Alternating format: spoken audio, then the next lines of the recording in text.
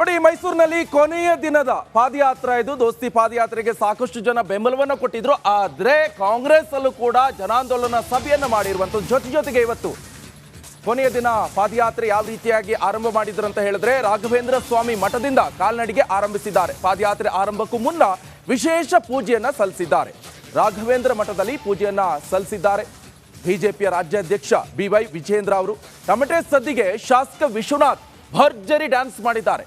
ಕಾರ್ಯಕರ್ತರ ಜೊತೆ ಕುಣಿದು ಕುಪ್ಪಳಿಸಿದ್ದಾರೆ ನಾಯಕರು. ಬಿಜೆಪಿಯ ಮಹಿಳಾ ಕಾರ್ಯಕರ್ತರಿಂದ ಕೂಡ ಭರ್ಜರಿ ಸ್ಟೆಪ್ಸ್ ಗಮನಿಸ್ತಾ ಇದ್ವಿ. ಯಾವ ರೀತಿಯಾಗಿ ಆರ್ಭಟ ಜೋರಾಗ್ತಾ ಇದೆ ಮೈಸೂರಿನಲ್ಲಿ.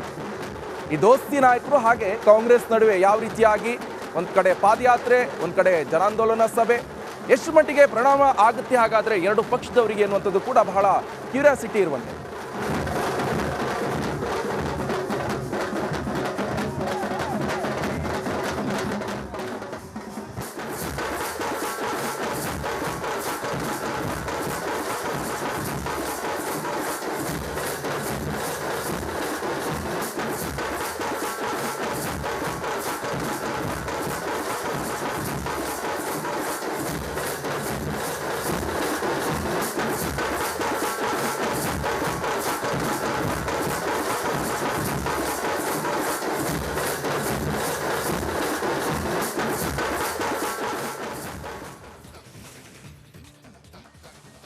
ನೋಡಿ, ನನ್ನ ವಿರುದ್ಧ ಏನೇ ಆರೋಪ ಬಂದರೂ ಕೂಡ ಅದನ್ನು ನಾನು ಎದುರಿಸಲು ನಾನು ಸನ್ನದ್ಧನಾಗಿದ್ದೇನೆ.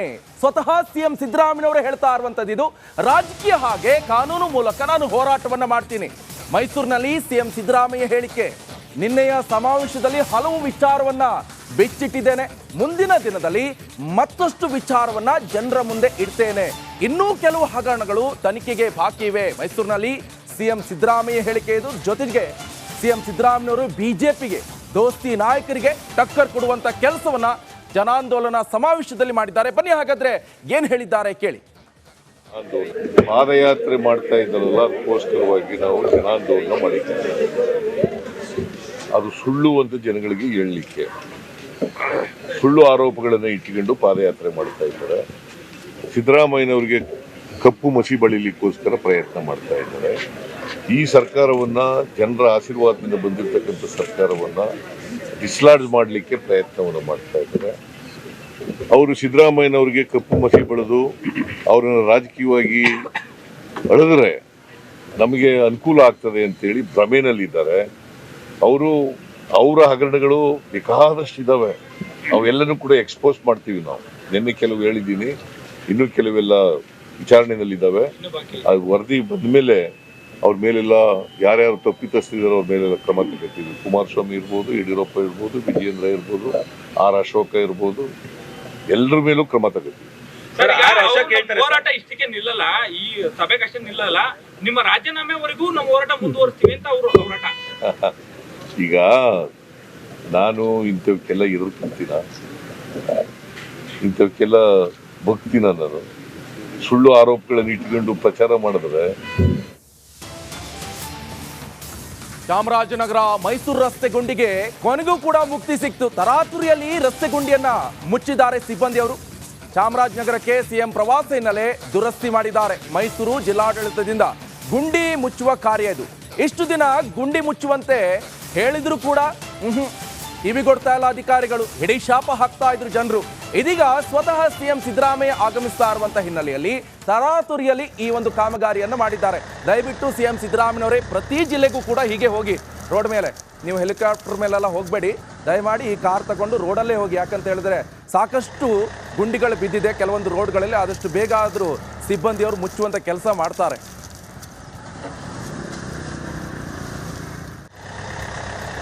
ಚಿನ್ನದ ಗುಡಿ ಹುಂಡಿ ಗ್ರಾಮದ ಬಳಿ ಸಂಪೂರ್ಣವಾಗಿ ಗುಂಡಿಮಯ ಆಗಿತ್ತು ರಸ್ತೆ. ಆ ರಸ್ತೆಯಲ್ಲಿದ್ದಂಥ ಗುಂಡಿಗಳನ್ನು ಮುಚ್ಚಿಸುವಂಥ ಕಾರ್ಯಕ್ಕೆ ಜಿಲ್ಲಾಡಳಿತ ಮುಂದಾಗಿದೆ. ದೃಶ್ಯದಲ್ಲಿ ಗಮನಿಸಬಹುದು, ತರಾತುರಿಯಲ್ಲಿ ಇವತ್ತು ಇಲ್ಲಿದ್ದಂಥ ಗುಂಡಿಗಳನ್ನು ಮುಚ್ಚಿಸುವಂಥ ಕಾರ್ಯ ನಡೀತಾ ಇದೆ. ಸಾಕಷ್ಟು ತಿಂಗಳಿಂದ ಇಲ್ಲಿ ಗುಂಡಿಗಳು ಬಿದ್ದಿದ್ವು. ಇದು ವಾಹನ ಸವಾರರ ಸಂಕಷ್ಟಕ್ಕೆ ಕಾರಣ ಆಗ್ತಿತ್ತು. ಸಾಕಷ್ಟು ದಿನಗಳಿಂದ ವಾಹನ ಸವಾರರು ಹಾಗೂ ಇಲ್ಲಿನ ಸ್ಥಳೀಯರು ಪರದಾಡುವಂಥ ಪರಿಸ್ಥಿತಿ ನಿರ್ಮಾಣ ಆಗಿತ್ತು. ಎಷ್ಟೇ ಮನವಿ ಮಾಡಿದರೂ ಕೂಡ ಇಲ್ಲಿದ್ದಂಥ ಗುಂಡಿಗಳನ್ನು ಮುಚ್ಚಿಸುವಂಥ ಕೆಲಸ ಆಗಿರಲಿಲ್ಲ. ಯಾವಾಗ ಸಿದ್ದರಾಮಯ್ಯ ಬರ್ತಾರೆ ಅಂತ ಗೊತ್ತಾಯಿತು, ಆಗ ಜಿಲ್ಲಾಡಳಿತ ಎಚ್ಚೆತ್ಕೊಂಡಿದೆ. ಇವತ್ತು ಸಿದ್ದರಾಮಯ್ಯ ಅವರು ಚಾಮರಾಜನಗರಕ್ಕೆ ಹೋಗ್ತಾ ಇದ್ದಾರೆ. ಆ ಕಾರಣಕ್ಕಾಗಿ ಚಾಮರಾಜನಗರ ಹಾಗೂ ಮೈಸೂರು ಸಂಪರ್ಕಿಸುವಂಥ ರಾಷ್ಟ್ರೀಯ ಹೆದ್ದಾರಿಯಲ್ಲಿದ್ದಂಥ ಗುಂಡಿಗಳನ್ನು ಮುಚ್ಚಿಸುವಂಥ ಕಾರ್ಯ ನಡೀತಾ ಇರುವಂಥದ್ದು. ಚಿನ್ನದ ಗುಡಿ ಹುಂಡಿ ಬಳಿ ಸಂಪೂರ್ಣವಾಗಿ ರಾಷ್ಟ್ರೀಯ ಹೆದ್ದಾರಿ ಗುಂಡಿಮಯವಾಗಿತ್ತು.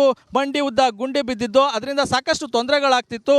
ಇದೀಗ ಮುಖ್ಯಮಂತ್ರಿಗಳು ಬರ್ತಾರೆ ಅನ್ನೋ ಕಾರಣಕ್ಕೆ ಅವರಿಗೆ ಗುಂಡಿಗಳ ದರ್ಶನ ಆಗಬಾರ್ದು ಅನ್ನೋ ಕಾರಣಕ್ಕೆ ಇಲ್ಲಿದ್ದಂಥ ಗುಂಡಿಗಳನ್ನು ಮುಚ್ಚಿಸಲಾಗ್ತಾ ಇದೆ. ಆದರೆ ಇಲ್ಲಿ ಡಾಂಬರ್ ಹಾಕುವ ಮೂಲಕ ಗುಂಡಿಗಳನ್ನು ಮುಚ್ಚಿಸ್ತಾ ಇಲ್ಲ, ಬದಲಿಗೆ ಜಲ್ಲಿ ಹಾಗೂ ಮಣ್ಣನ್ನು ಹಾಕುವ ಮೂಲಕ ಇಲ್ಲಿ ಇದ್ದಂಥ ಗುಂಡಿಗಳನ್ನು ತಾತ್ಕಾಲಿಕವಾಗಿ ಮುಚ್ಚಿಸುವಂಥ ಕಾರ್ಯ ನಡೀತಾ ಇದೆ. ಇದು ಸಾರ್ವಜನಿಕರ ಆಕ್ರೋಶಕ್ಕೆ ಕಾರಣ ಆಗ್ತಾ ಇದೆ. ಯಾಕೆಂದರೆ ಸಾಕಷ್ಟು ದಿನಗಳಿಂದ ಜನರು ಪರದಾಡ್ತಾ ಇದ್ರು, ಆಗ ಜಿಲ್ಲಾಡಳಿತ ಎಚ್ಚೆತ್ಕೊಳ್ಳಿಲ್ಲ. ಆದರೆ ಈಗ ಕಾಟಾಚಾರಕ್ಕೆ ಸಿದ್ದರಾಮಯ್ಯ ಅವರೊಬ್ಬರಿಗೆ ತೊಂದರೆ ಆಗಬಾರ್ದು ಅನ್ನೋ ಕಾರಣಕ್ಕೆ ಇಲ್ಲಿ ಗುಂಡಿಗಳನ್ನು ತಾತ್ಕಾಲಿಕವಾಗಿ ಮುಚ್ಚುತ್ತಾ ಇದ್ದಾರೆ. ಇದು ಎಷ್ಟು ಸರಿ ಅಂತ ಹೇಳ್ತಾ ಪ್ರಶ್ನೆಯನ್ನು ಮಾಡ್ತಾ ಇರುವಂಥದ್ದು.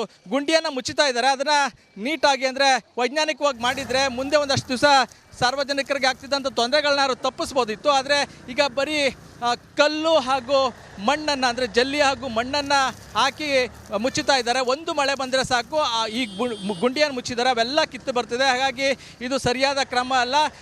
ಅಧಿಕಾರಿಗಳು ಕಾಟಾಚಾರಕ್ಕೆ ಅಥವಾ ಮುಖ್ಯಮಂತ್ರಿಗಳ ಕಣ್ಣೊರೆಸುವ ಕೆಲಸವನ್ನು ಮಾಡಬಾರ್ದು, ಬದಲಿಗೆ ವೈಜ್ಞಾನಿಕವಾಗಿ ಗುಂಡಿಗಳನ್ನು ಮುಚ್ಚಬೇಕಿತ್ತು ಅಂತ ಹೇಳಿ ಒತ್ತಾಯ ಮಾಡ್ತಾ ಇರುವಂಥದ್ದು. ಅದ್ರ ಜೊತೆಗೆ ಮುಖ್ಯಮಂತ್ರಿ ಸಿದ್ದರಾಮಯ್ಯ ಕೂಡ ಇತ್ತ ಗಮನ ಹರಿಸಬೇಕು.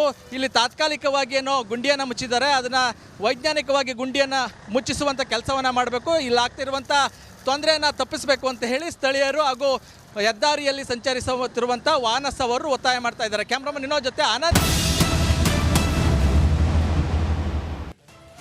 Welcome back. ಬಾಂಗ್ಲಾದೇಶದಲ್ಲಿ ಅರಾಜಕತೆ ಇನ್ನೂ ಕೂಡ ಮುಂದುವರ್ಕೊಂಡು ಹೋಗ್ತಾ ಇದೆ. ಸ್ವತಃ ಪ್ರಧಾನಿ ಶೇಖ್ ಹಸೀನಾ ರಾಜೀನಾಮೆಯನ್ನು ಕೊಟ್ಟರು, ಆದರೂ ಕೂಡ ಈ ದಳ್ಳೂರಿ ನಿಲ್ತಾ ಇಲ್ಲ. ಇದು ಬಾಂಗ್ಲಾದೇಶದ ಸದ್ಯದ ಪರಿಸ್ಥಿತಿ.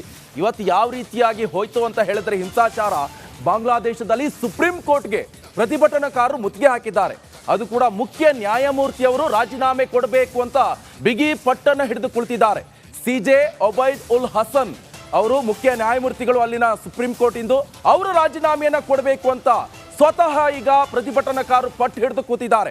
ಯಾಕಂತ ಹೇಳಿದ್ರೆ ಸ್ವಾತಂತ್ರ್ಯ ಹೋರಾಟಗಾರರ ಅವರ ಕುಟುಂಬದವರಿಗೆ ಕೊಟ್ಟಿರುವಂತಹ ಮೀಸಲಾತಿಯನ್ನ ನೀವು ತೆಗೆದು ಹಾಕಬೇಕು, 30% ಇಂದ 5%ಗೆ ಇಳಿಲಿ ಅಂತ ಹೇಳಿಕೊಂಡು ಸುಪ್ರೀಂ ಕೋರ್ಟ್ನ ಜಡ್ಜ್ ಅವರು ಆದೇಶವನ್ನು ಹೊರಡಿಸಿದ್ದಾರೆ. ಅದನ್ನ ಕಂಪ್ಲೀಟ್ ಆಗಿ ನೀವು ಆ ಮೀಸಲಾತಿಯನ್ನ ತೆಗೆದು ಹಾಕಬೇಕು. ಒಂದಾಯ್ತು, ಎರಡಾಯ್ತು, 3ನೇ ತಲೆಮಾರವರೆಗೂ ಮೀಸಲಾತಿ ಯಾಕೆ ಅಂತ ಪಟ್ಟು ಹಿಡ್ಕೊಂಡಿದ್ದಾರೆ. ಜೊತೆಗೆ ವಿರೋಧ ಪಕ್ಷಗಳು ಸಾಕಷ್ಟು ಬೇರೆ ಬೇರೆ ಮುಖಂಡರು ಕೂಡ ಈ ಪ್ರತಿಭಟನಾಕಾರರಿಗೆ ಸಪೋರ್ಟ್ ಮಾಡ್ತಾ ಇರುವಂತ ದೃಷ್ಟಿಯಲ್ಲಿ ಈ ಪ್ರತಿಭಟನೆ ನಿಲ್ತಾ ಇಲ್ಲ. ನೋಡ್ರಿ ಯಾವ ರೀತಿಯಾಗಿದೆ ಅಂತ ಹೇಳಿದ್ರೆ ಬಾಂಗ್ಲಾದೇಶದ ಪರಿಸ್ಥಿತಿ. ಕಾನೂನು ಗೀನೂನು ಯಾವುದಕ್ಕೂ ಕೂಡ ಬೆಲೆ ಇಲ್ಲ ಇಲ್ಲಿ. ನೋಡಿ ಯಾವ ರೀತಿಯಾಗಿ ಸುಪ್ರೀಂ ಕೋರ್ಟ್ಗೆ ಮುತ್ತಿಗೆಯನ್ನು ಹಾಕ್ತಾ ಇದ್ರಂತ.